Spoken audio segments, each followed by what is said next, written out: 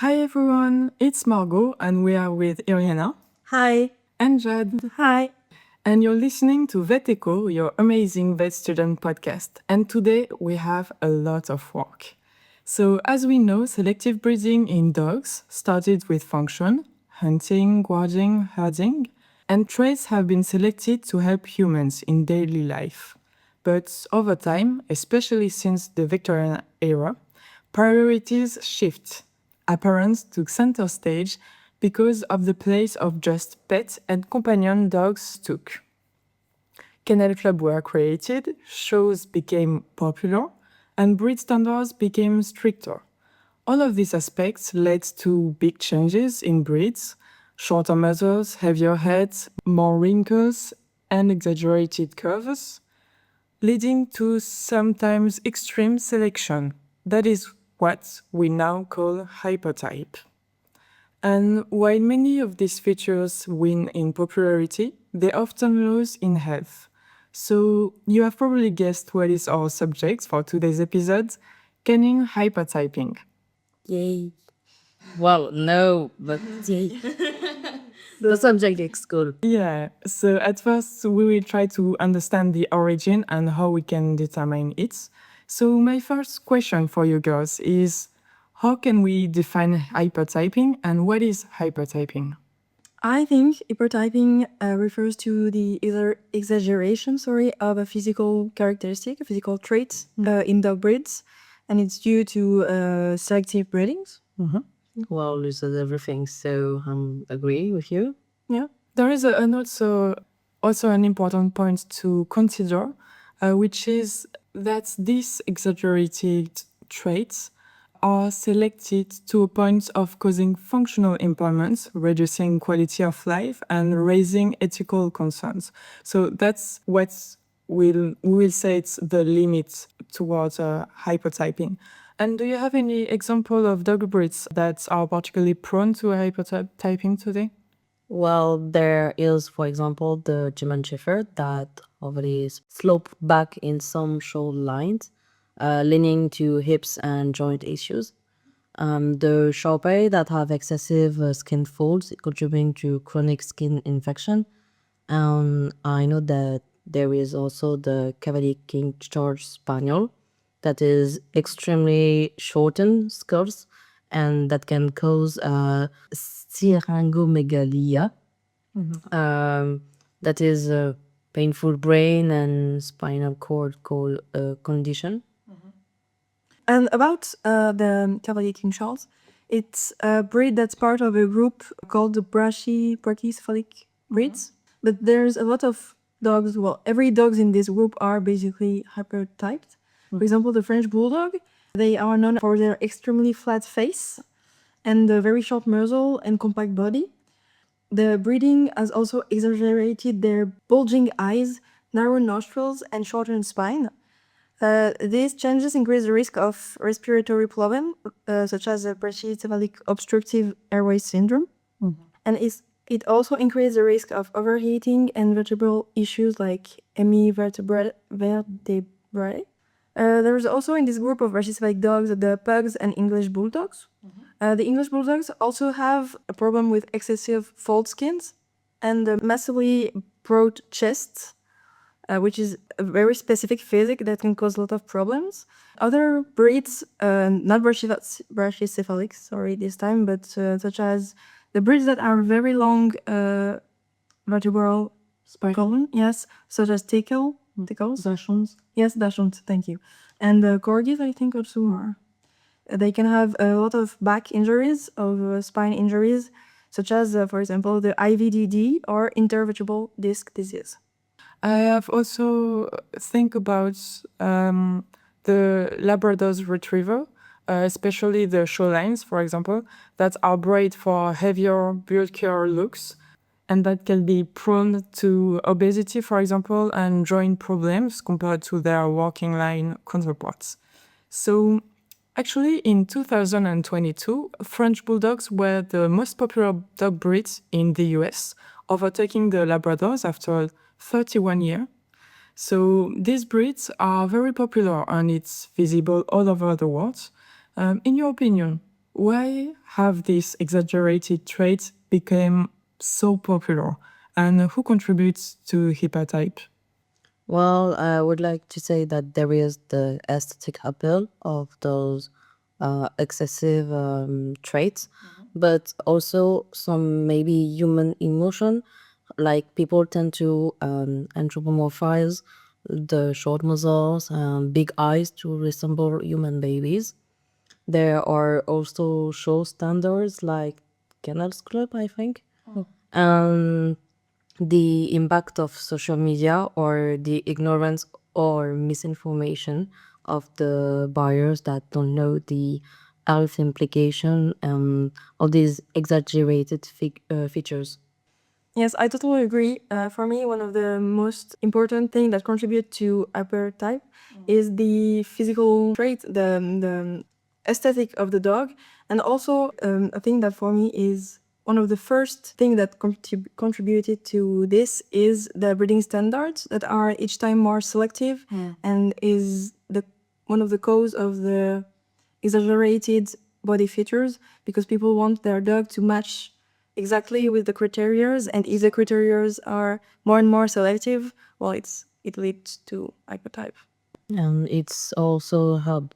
Well, sometimes they choose to have some strict restriction to have an easier way to distinguish those different breeds and really be sure that it's a pure breed dog or if there is other type of breeds mixed.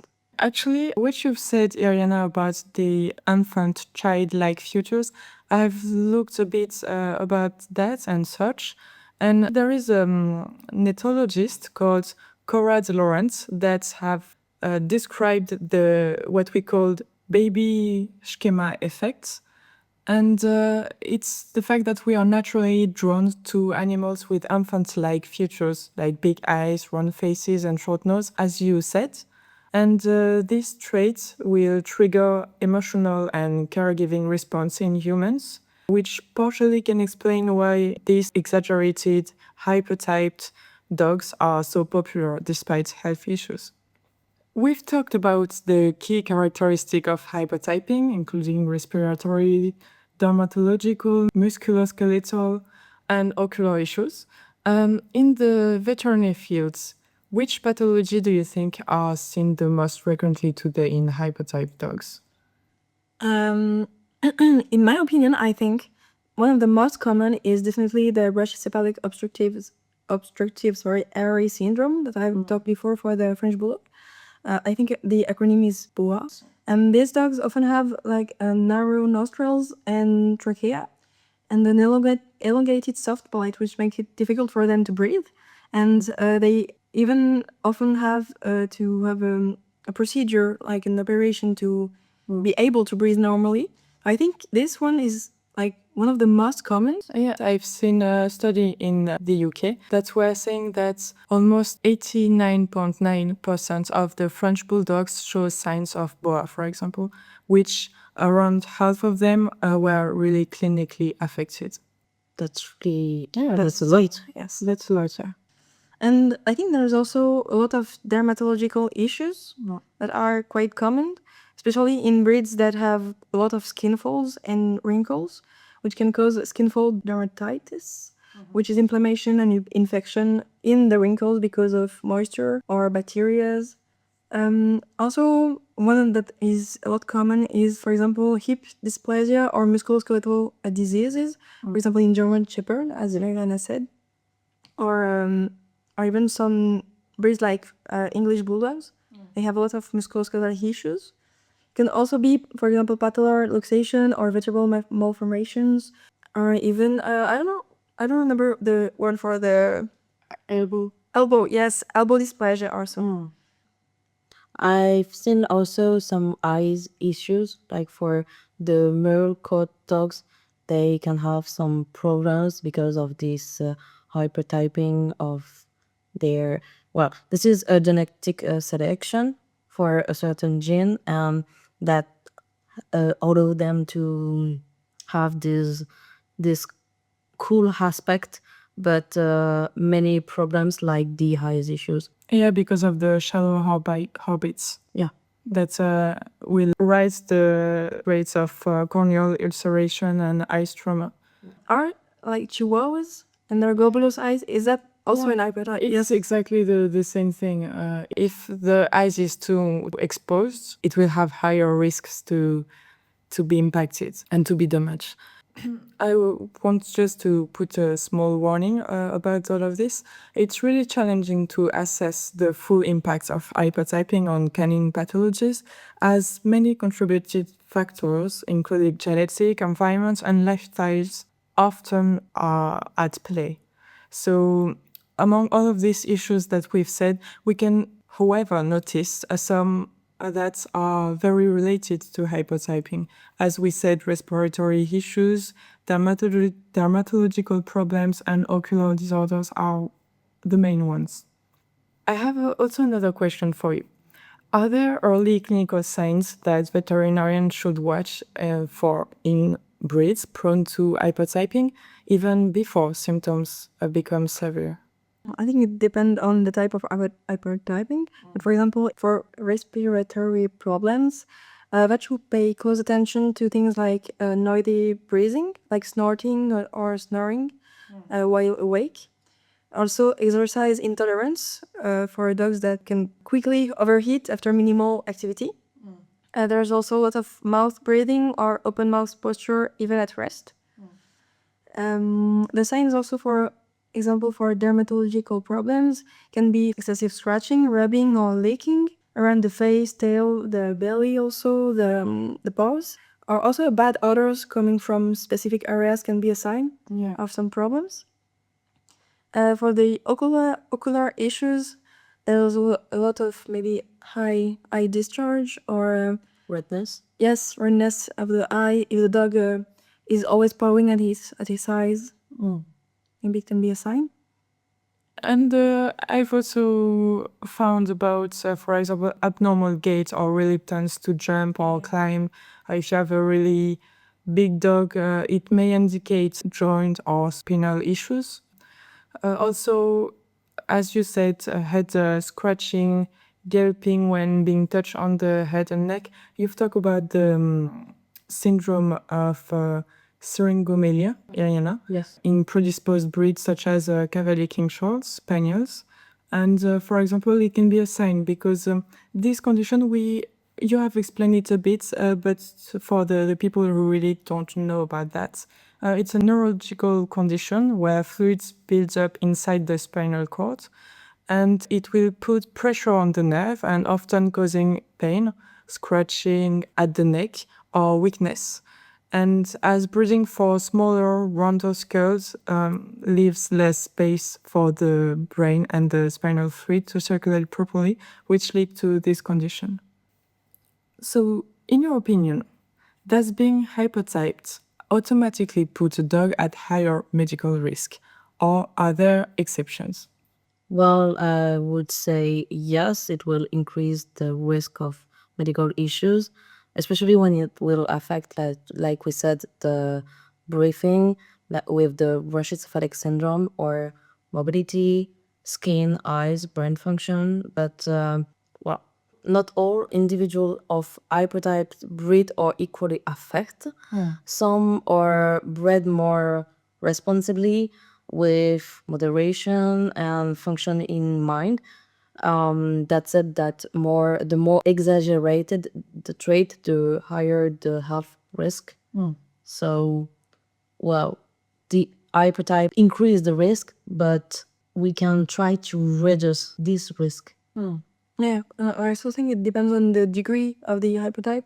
Generally, yes, the risk is higher, but sometimes it's a really low degree and it can like pass through. But generally, I agree that the risk is higher. Yes. I agree. It depends a lot on the expression and the severity of the case. There is a concept of hypotyped but clinically stable animals that exists, but it's still very fragile because these dogs may decompensate under stress. For example, if there is a lot of heat, exercise, or even a surgery. So one important thing to keep in mind is that a regular checkup with your vets and an adapted lifestyle has an important impact on the health of your animal. And so there is also other factors that will influence the risk, such as obesity, environment, and early screening, for example. So with other vets, do you think veterinarians today are adequately trained to both manage this case and raise awareness with clients?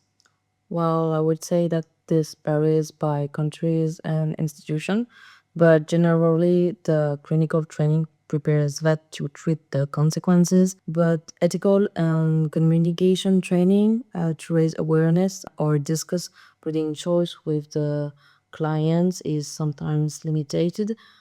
Also, some vets may fear client backlash when addressing breed related issues. But however, um, awareness is improving with some veterinary school and association like the British Veterinary Association, I think that's that, or the World Small Animals Veterinary Association. They have begun interacted welfare-focused discussion into the curriculum of the vets. So Yeah, there is some veterinary schools that have integrated topics like breeding specific health, healthcare, and ethical selection into their core teaching. So that's a good thing. yeah, and I would like to add that most of the curriculum, well, I would say all of the curriculum, have genetic units. So we will talk about the impacts of this selection. So if this is not the main topic of the unit, it's talked in this. So it's a little bit of a beginning. Yeah, first step Yeah. into these subjects. And you, Jad, I fully agree with you. Like they're still in need of education and training, but it's increasing and improving. So with time, I think it's gonna be great. actually, for the brachycephalic dogs issues with the airway, I think there is a lot of improvement on research now. So, for example, the increasing number of brachycephalic dogs undergoing airway surgery is very higher right now than it was before. I don't know if you know the procedure, but it's often a stenotic nerve correction or a soft palate resection, which basically is widen the nostrils and laser trim soft palate for airflow to be better. And it reflects the fact that many veterinarians, especially specialists, are now trained to recognize and surgically manage this type of issues. However, subtler or chronic condition can be a bit hard to recognize and underdiagnosed, especially without advanced imaging or dermatological training. So, for example, an early stage of syringomelia will be very hard, or persistent skin fold infections. So now we are getting close to the end of this episode, and I think it's important to talk deeply about the positive impact that we all can initiate as a member of society, but maybe also as veterinarian. In your opinion, what are the most effective ways to prevent hypertyping in dog breeds? Okay, so in my opinion, prevention has to start with rethinking breeding priorities. One of the most effective strategies is to shift the focus from aesthetic to health. Rethinking breed priorities means revising breed standards so they promote functional anatomy, like you said, and not exaggerated features, encouraging the use of health screening tools. For example, we can test for BOAS or brachycephalic obstructive airway syndrome, as we already said, grading before breeding. We can also promote outcrossing breeds to introduce more genetic diversity to reduce inherited health issues. Obviously, if you want a purebred, it's not the best. But for people that don't really want a pure breed, but just a dog that looks like this purebred, outcrossing can be a good thing. Another effective way to prevent hypertyping is education, which is very important for breeders, dog owners, and future dog owners. or even the judges of the dog shows needs to understand the long-term consequences of hypertyping, and it's just not aesthetic, it's also the health of the animal. So we can shift the public perception and create a demand for healthier dogs, and breeders will follow. Yeah. And also veterinarians, as future veterinarians, we play a critical role in educating people because we have a great voice. Like our studies, people will listen to us more than people on social medias, for example. But social medias have a big impact. But as veterinarians, we can have a real role in this. Yeah, people trust us. Yes, we can raise awareness and advising breeders and clients and refusing to normalize suffering so they can help. That can help change the system from the inside. And about public awareness, there is also a lot of campaigns that can be done. And I don't know if you have seen it. It was in France a few years ago. But there was this campaign with an image of a French bulldog with a very short nose and the sentence, "I suffer to look good." And on the other side, we could see the image of the same dog, but with the muzzle longer and with the sentence, "I look good without suffering." And I think it's interesting to show that there is more ethical alternatives. Jade, you have talked a bit about revising breed standards, and I think it's a very important point. What do you think about, for example, setting minimal muscles length ratio or limiting skin fault, but with like a real measurement? I think there's a country that already does that. It's Netherlands. They banned the breeding of British cephalic dogs with a muzzle under a certain ratio. So I think it's a great thing to do because there's numbers, it can be measured, and it's very, It's more objective. yes. So it's really a great idea. And actually, the issue that we have today is, as you said, some tests already exist to prevent hypertyping. But first of all, they are based on abilities to complete certain tasks and not determine strict anatomic measures. So it's a bit not always very objective. And also, the second point is they are often not strict enough to avoid hypertyping. Like, for example, you have talked about tool to detect respiratory issues in brachycephalic dog. In the UK, something has been developed, and it's called the Respiratory Function Grading Scheme. And it's to assess breathing capacity for this dog, like pugs or bulldogs. It involves a simple 3-minute walk, followed by an auscultation to grade breathing from 1, normal, to 3, which is severe affected. For this dog, we advise not to breed them. But the thing is, it's not something that is mandatory, it's just recommended by the UK. So it's still voluntary and not a legal requirement, even for the registration. And we have the same thing in France. It's a similar test called Breathe. But it's, again, not mandatory for the love confirmation or the breeding too. So it has a limited action. Yeah, and it seems to be quite subjective because the criteria to grade between 1 and 3 between veterinarians that do the test can change. For example, for one veterinarian, a dog graded 2 can be a 3 for another veterinarian or a 1 for another. So it's kind of subjective. And yeah, and the other question that it raises is the easiness of the thing, because a young dog can pass this test with a 0 mark and it will not guarantee an healthy profile, because 3 minutes, it's a short period, and plus the walk isn't like a sports thing, so it doesn't really apply to intense effort either. So in other conditions, in a regular life, a dog that is with a grade 0 can still have issues breathing. So what do you think are the main obstacle to reduce or eliminate hypertyping in certain breeds? Well, there are the breed standards that will encourage or tolerate extreme trait. And as we mentioned earlier, there are the dog show judges, the breeder pressure, and the Kennels Club that resisting to change, but also the public demand, the lack of regulation, the limited genetic diversity that imply reversing extreme trait will take many generation, and some cognitive dissonance from owners who love their dogs and they can't accept they may suffer from their appearance. They will deny the suffer. So Yeah, and with that, I think it's a really, really big point. Many owners have normalized symptoms like snoring, heat sensitivity, or reluctance to work as just part of the breed.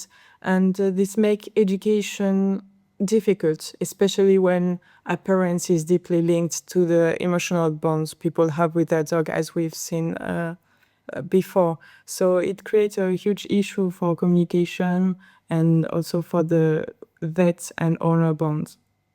So there is a subject on how to ethically communicate risk and welfare concern without alienating clients and make them feel guilty. And so it's also a very huge obstacle. As you said, there is a lot of pressure on demands. So everything plays a role and a huge role in all of that. However, there is some initiatives that are made. Have you come across any laws or initiative at the national or international level that aim to regulate or limit extreme breeding in practice? Well, like we've talked before, in Netherlands, they banned the breeding of certain British cephalic dog with snout under a certain ratio. So I think it's a good thing. I really love Netherlands, like dream country. They are so advanced in the animal protection field. They are like the leader for me in Europe for that. But also, I think Norway has taken initiatives. They banned the breeding of English Bulldogs and Cavalier King Charles Spaniels. For them, breeding these breeds violated the animal welfare laws because of the predictable suffering in those breeds. Actually, in Norway, the English Bulldog are restricted. And so they can be bred under certain conditions. And the Cavalier King Charles, as you said, cannot be registered as per breed. And the breeding is banned. This decision particularly can raise a real question. Is banning the breeding, of a breed always the best solution? Because the problem still exists and people can legally own and import this dog, and that means people not educated on the subject might turn to foreign breeders, including ones who don't follow ethical or health standards, for example, and in some case allowing controlled health-focused breeding within the country, in addition to a clear communication about hypertapping and consequences, could actually be better way to promote both animal welfare and the future of a breed. So what do you think about that? I think it can be, yes, a bad solution in the way people can take dog in a foreign country and go back home with it. But for example, Norway can do the same thing as Switzerland. Switzerland, it's not about hypertype, but it's about aesthetic surgeries in dogs. You cannot enter the country and you cannot go move and live in the country if you have, for example, Doberman with cropped ears. They really, you are banned to live in this country. So now we can do that and just say if you have this kind of dog, you cannot live in this country anymore. It's a bit extreme, but it can really show people that there's a problem with this breed, and maybe some people are going to do their research. Why is this breed forbidden in this country? It can help raise awareness in some populations that will ask themselves, why is there so much relation about this breed? But it's true that there's always a way to Control. control the dogs. well, I think you're right, but if they go really far, they would like to do some. Well, there is the risk of maybe mixed Cavalier King Charles with another breed that reduce the some problems, and this dog will not be allowed in the Norway territory, even if I think if it's a mixed breed, they can allow it. Yeah. Yes, because when you mix breeds, there's But can yeah, maybe- maybe like over a certain percentage of Cavalier King Charles, this is not allowed, but under it's maybe good or allow. Yeah, I think it's always complicated because if people want to change the rules and to find a way to have an animal that is super typed, they will. In the sense that if it's not Cavalier King Charles, it will be another breed. Yeah, And sure. it's also the issue, like, is banning a good solution because it will not always solve the problem and maybe just put it on another breed or another situation. So that's something that no one really has the answer, and I guess with time we will see what will happen. But I think it's a good initiative and it shows a good will to make the change. And finally, my last question. Do you know any example of breeds where progress has already been made toward reducing extreme traits? And also another way to answer to your question, we've talked about the countries and the national initiatives, but there's also some smaller initiative, like in some airlines and insurance companies that are indirectly influencing breeding trends by refusing to transport or to insure severely participating dogs. So I think it's also a good initiative because people will be like, if I can't insure this dog, even with all this health problem, I think it will dissuade people. Yeah, make them a step back. Yes, it's a way to make them not really want to take the breed. It's actually a bit more nuanced, I think, in the sense that if it's already forbidden in some airlines, it's mostly because they had issues with breastfeeding dog dying actually during the transport. So because they don't want to be sued and have economic issues, that's why they have stopped it. And indirectly, that can influence the trends. True, that will influence. You can still take your an airplane with this type of dogs. They can go in a freight plane and do the thing. But you're right, it's a bit more complicated for the owner to travel with their dogs. And finally, my last question. Do you know any example of breeds where progress has already been made toward reducing extreme traits? Well, I have some example that offer hopes, like the Norwegian Landelhund. I think it's like that we say it. And previously, they were plagued by genetic disease due to inbreeding, but now they improve by crossbreeding programs.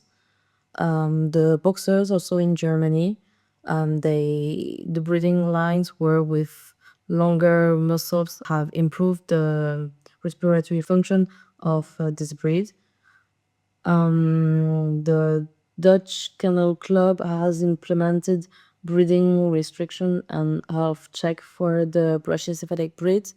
The UK Kennel Club too. They updated the breed standards. For example, they are calling for visible nostrils and brachycephalics.